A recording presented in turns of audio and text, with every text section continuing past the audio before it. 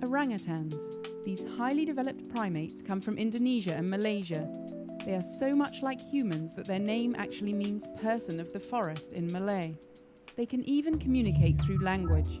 And at the National Zoo in Washington, D.C., 2 orangutans named Inda and Azy are showing the world just how well they can do it. Rob Shoemaker is the coordinator of the Orangutan Language Project. We are really adding to what we understand about orangutan mental ability. I also think that we're doing something very, very good for these individual orangutans.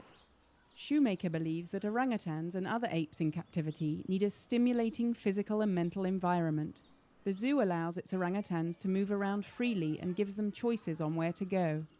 Even Shoemaker's language program is voluntary for them.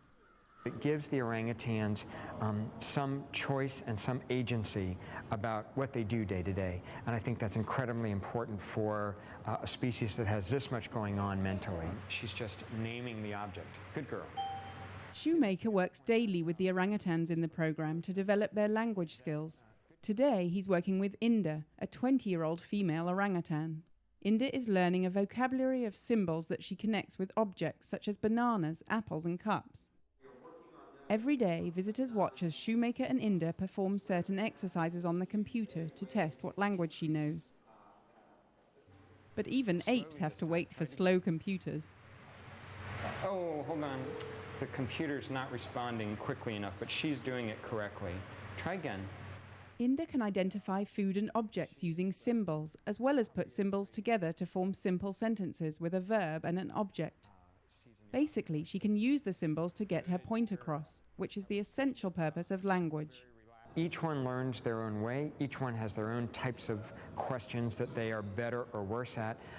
And the big emphasis is they are individuals, and their progress is not the same as the other orangutans just because it's an orangutan. For example, Inda's brother Azy is not as social as his sister. At first, Shoemaker thought that Azy was not as intelligent, but that's not true at all. In fact, Azy is very intelligent. He just isn't always as interested in communicating as his sister is. The Orangutan Language Project is part of an exhibit at the National Zoo called Think Tank. The exhibit explores the process of thinking and actually involves visitors to the zoo in the program. What's really nice about Think Tank is that it brings a lot of the behind-the-scenes activities and research that involve animals right up front where it should be, where people are going to see it. Zoo officials hope that exhibits like Think Tank will educate the public and increase conservation efforts. Orangutans could become extinct in the wild in the next 10 to 12 years. Give people a chance to know more about what's going on mentally for orangutans. I know that that increases their regard for them. Shoemaker personally developed the symbols for the orangutan's vocabulary, but he says that the project has really been successful because of Inda and Azy. I think of this language project as really a team effort between me and Inda and Azy. And we all work together on this. This is not my project, it's our project.